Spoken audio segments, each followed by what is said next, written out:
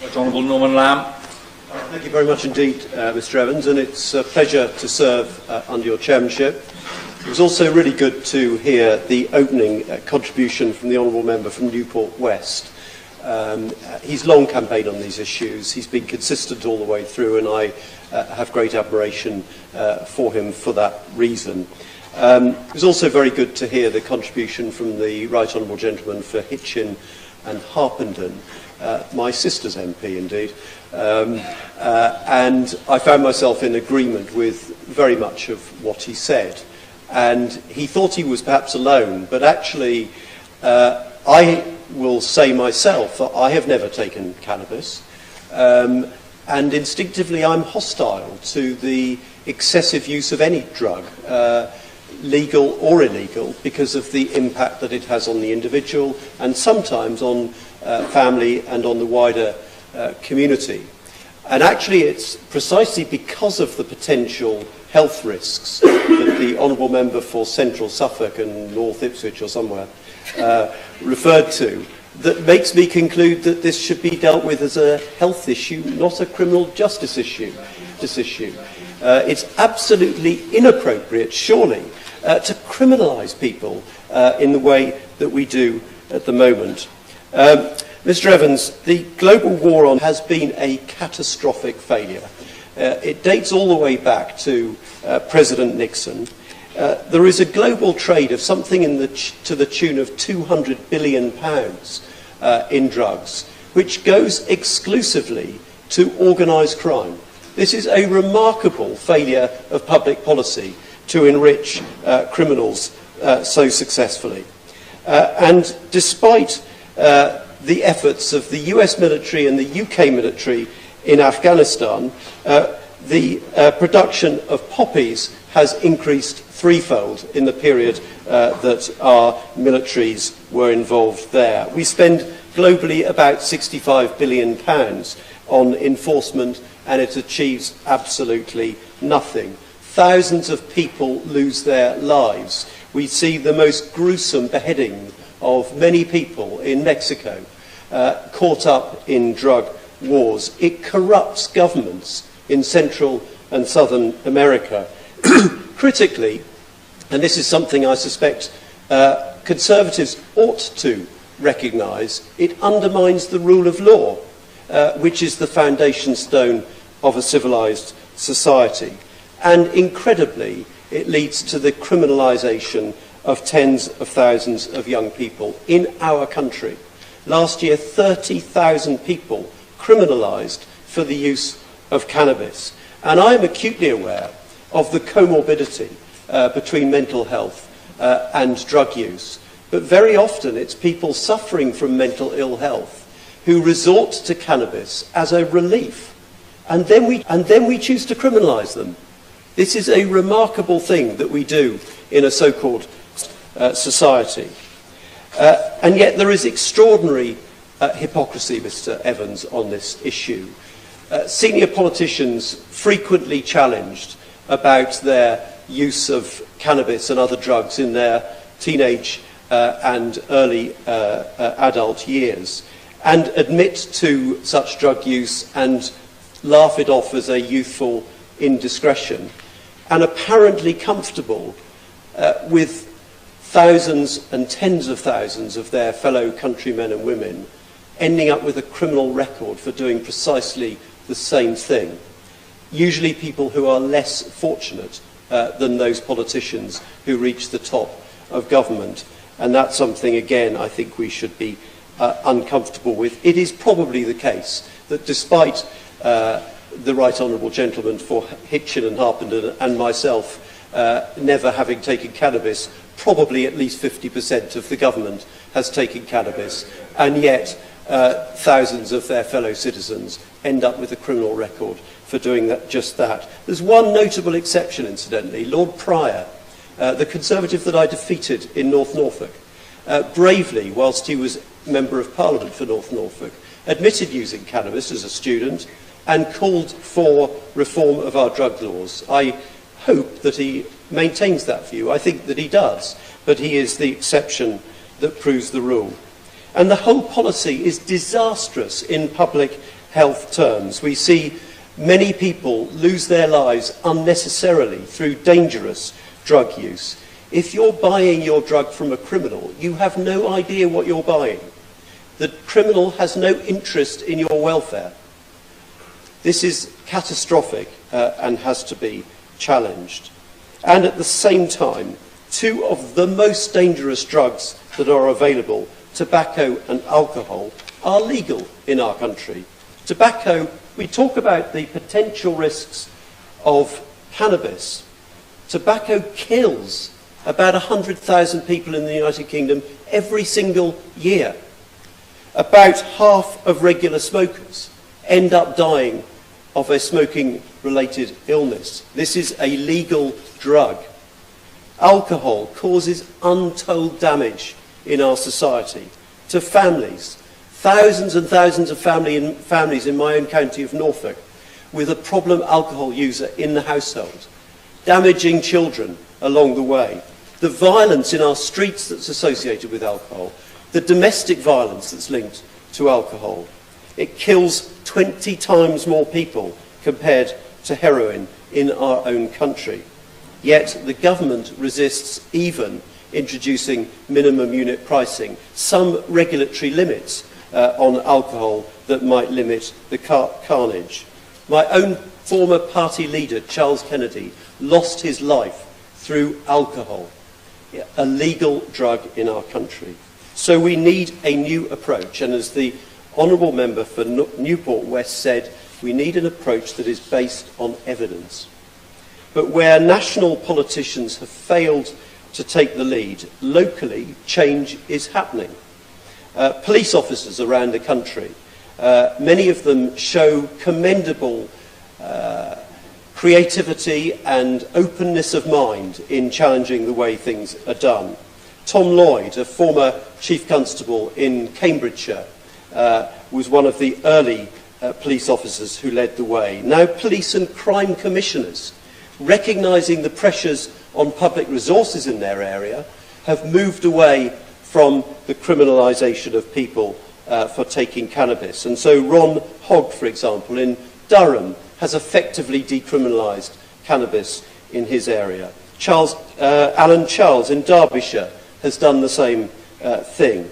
And Martin Underhill, an impressive independent police and crime commissioner from Dorset, an ex-police officer, has spoken of his support for those initiatives. But ultimately, as the Right Honourable Member said earlier, decriminalisation is not ultimately the right legislative solution. It is to go further and to introduce a regulated market.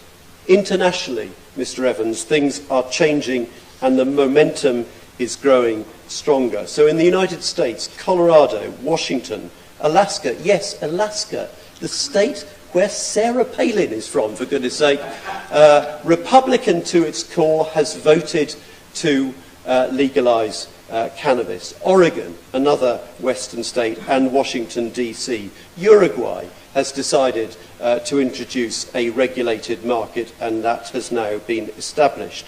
California and several other states, including the deeply conservative Ohio, is now looking towards 23 states now allow the medical use of cannabis. And as others have said, what possible justification can there be for continuing to criminalise people with multiple sclerosis who choose to relieve pain? It's unbelievable. And this government could act straight away on that if it had the will to do so. And it would have massive public backing to do it. Within Europe, the Czech Republic is now pressing for reform. We have cannabis social clubs in Spain.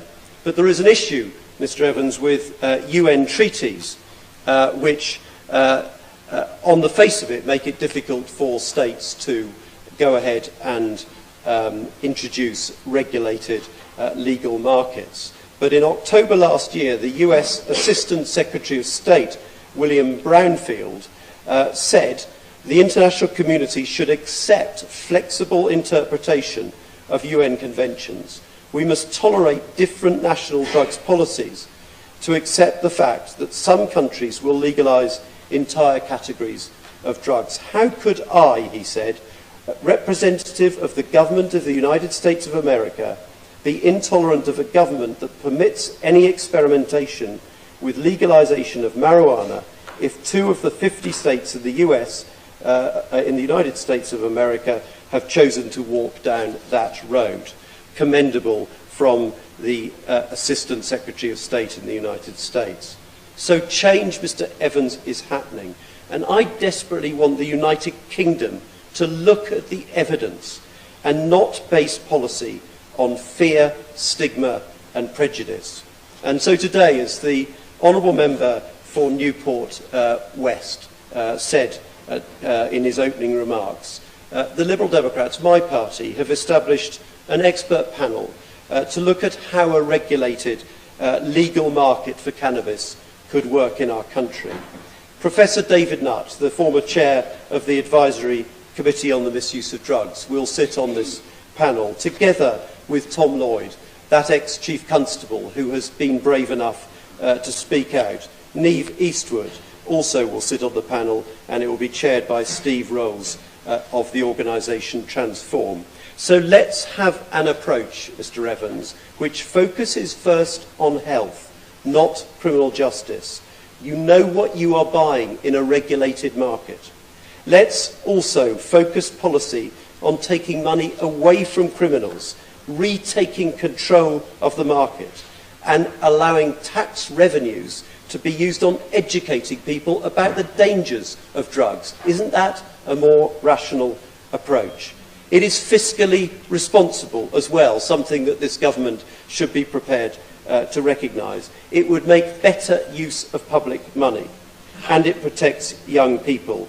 It ends the crazy criminalisation of so many young people, and it ought to be an approach that is attractive to this government. The panel will focus on how to reduce harm, how to minimise the illicit market, and they will look at Colorado and other states that have gone ahead with this work. And the early evidence from Colorado is positive. There has been no obvious spike in young people's use of cannabis, no increase in road fatalities, no increase in crime. And as the Honourable Member for Newport West said, the majority of the market is now in a regulated market, taken away from criminals, reducing profits of criminal networks. And tax revenues are used for a social purpose. Mr. Evans, I will. Thank you. Thank you again, Mr. Evans. I'm most grateful to the Right Honourable Gentleman for allowing me to intervene just as he's coming to the completion of his contribution. The Right Honourable Gentleman has emphasised quite rightly that we should be looking at the evidence. Could I just invite the Right Honourable friend, colleague in a different party, just to revise what he suggested earlier on in his contribution. I'm not a member of the government, I don't wish to be a member of the government, but there was a percentage that he quoted and suggested were users of cannabis, and I don't think that would be, he would want that percentage to stay on the record without correction, without any evidence. Well, I'm very grateful to the Honourable Member for her intervention. And of course it's speculation, but the fact is that very many young people choose at some stage to take cannabis. About a third of young people take cannabis at some stage. And as the Right Honourable Gentleman said earlier, it starts to undermine the rule of law if that percentage of the population is choosing to use cannabis. So perhaps it's a third, not a half. But one can make a reasonable judgment that a significant proportion of this government will have used cannabis at some point. And it's a reasonable assumption to make. And yet they appear to be comfortable with other people in this country ending up with a criminal record. That's what I find distasteful and what has to be challenged. And I think that we need policy that is based on evidence, which focuses on health. Thank you very much, Mr. Evans. It's a pleasure to serve under your chairship, and also a pleasure to follow the Right Honourable Member for Norfolk, everything of which he said I think I completely agree with. I want to start by thanking the Honourable Member for Newport West for securing this debate, and also for thanking all those people who signed the petition that raised the profile of this important issue. Let me start, Mr. Evans, with a few quotations. Drugs policy has been failing for decades. We need fresh thinking and a new approach. Now, those aren't my words, but the words of the Prime Minister David Cameron back in 2005, when he was a contender for the leadership of the Conservative Party. At that time, he also said it would be disappointing if radical options on the law on cannabis were not looked at. Now, since then, he has very sadly reversed his position almost 180 degrees and done what sadly all too many politicians do when they've secured power: ignore the evidence and, in the face of what can be a hostile media environment, retreat to the status quo.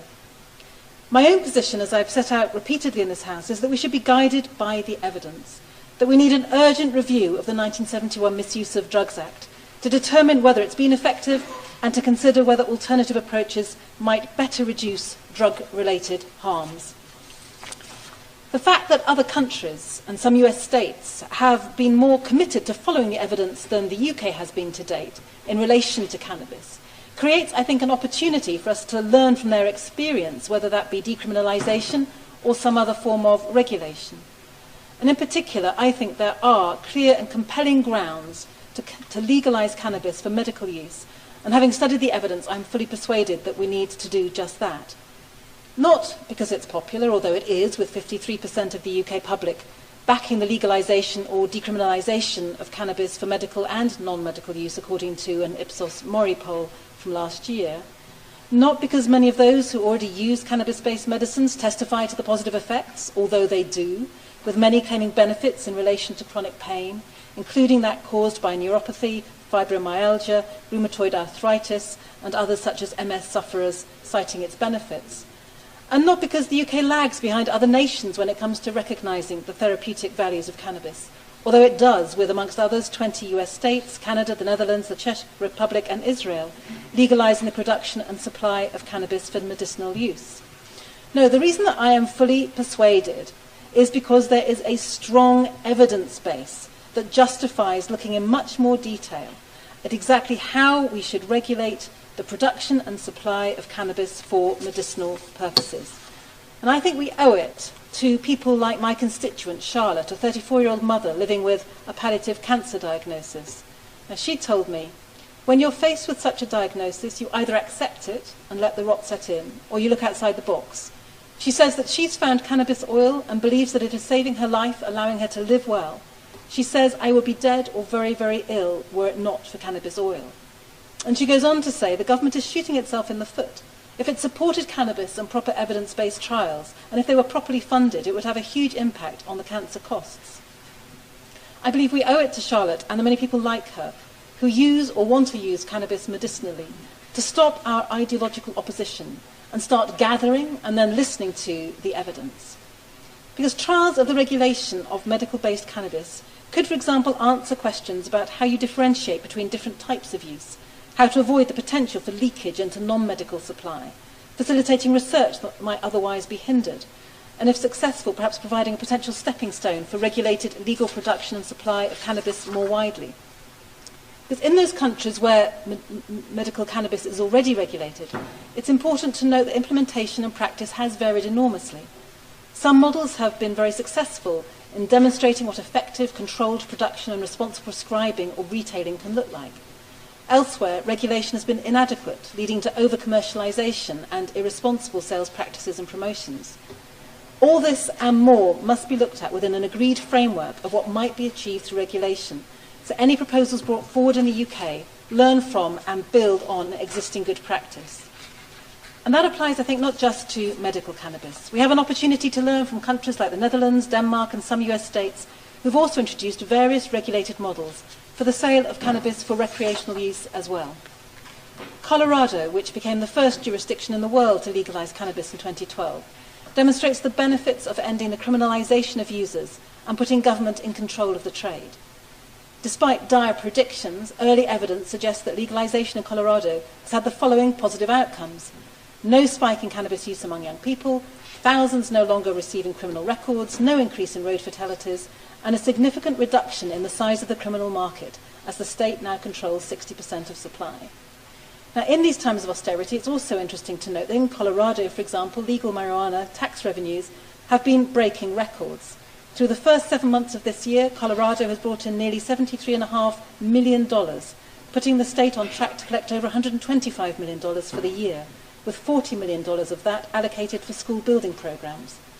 Now, if that kind of benefit can be properly balanced with a regulatory regime that minimises individual and social harm, as indeed theoretically governments are supposed to do with the production and sale and use of alcohol, then why would it not make sense to be open to alternatives to prohibition? There's growing pressure to learn from what's being tried in other countries, here in this House, with the House of Commons Home Affairs Select Committee concluding that government action is needed now more than ever to learn from the models adopted in, for example, Portugal. We should also be paying attention to the evidence from closer to home. For example, when in 2004 cannabis was declassified from a Class B to a Class C drug in the UK, most estimates suggest a decline in cannabis consumption or no change. A study from Newcastle University Business School also concluded there is generally no evidence for an increase in the consumption of any other drugs by young people, in particular heroin, cocaine, crack, amphetamines, ecstasy, acid or glue, as well as the consumption of any Class A drug. There is no evidence for an increase in various forms of criminal behaviour, including drug production and distribution, with a possible exception of a small increase in property crime among 15 to 17-year-olds relative to just the 15-year-olds. And finally, there's no evidence for an increase in antisocial behaviour, for victimisation or any other types of risky or antisocial behaviour. In other words, and this is borne out by looking at long-term trends across drugs and other different classification regimes, illegality or otherwise has very little effect on whether people use drugs. With pleasure. Striking example here of one of these scare stories about cannabis, where it was said that cannabis users were on a slippery slope, and if they started with cannabis, they'd end in a life of degradation in the gutter. And that was followed up by Anne Widdecombe, who wanted to introduce some new punitive laws, until half the shadow cabinet declared that they had taken cannabis as young people. They ended up on a slippery slope to a form of degradation on the Tory front bench, but one that's not illegal yet. Well, I thank the Honourable very much for his recollection, which was from a time before certainly I was in this House, but I think he's made a very eloquent testament to the fact that cannabis does not act as a gateway drug. It doesn't drive people to crime or act antisocially. Now, successive governments have used carefully calibrated snapshots in time in an attempt to illustrate that the laws are working to reduce drug use. But if you look at overall trends over time, the only thing that's really certain is that there is no link between illegality and use. For example, cannabis use has been in decline since 2000, and this trend was completely unaffected by the drug being downgraded in 2004 and subsequently upgraded again in 2009. In other words, the relative illegality of cannabis does not appear by itself to act as a deterrent.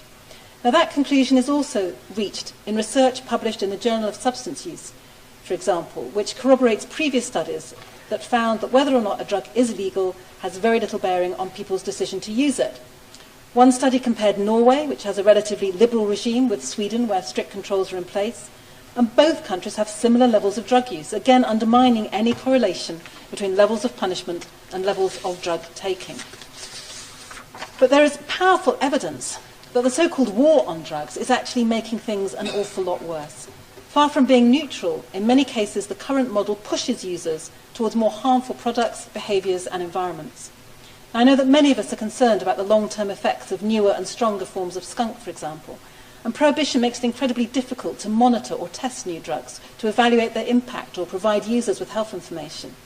Regulation, on the other hand, would allow individuals to make more informed choices and reduce many of the risks associated with illegal consumption. So it is crucial, I think, to differentiate between the suffering caused by drugs and the suffering caused by drugs policy. And I think the scandal is that it is the latter, the problems caused by drugs policy, which are the more serious, and they are the things that actually we could make a difference to, could we just garner sufficient political will and courage in this House. The vast majority of drug-related offending takes place not because people take drugs. It happens because of drugs policy. Users are driven to burglary and theft to buy drugs at vastly inflated prices in an unregulated market. And there is enormous potential to significantly reduce crime and its impact on our communities if we were to adopt a different regulated system. And cannabis is a good place to start, so we can introduce change gradually and safely. monitor the effects on individuals and wider society, ensure we have a model that minimises harms, that doesn't encourage so-called drug tourism, that educates users, and critically removes the trade from the hands of the criminals and the gangs. This is a chance to take the best from what's been tried elsewhere and reject the worst.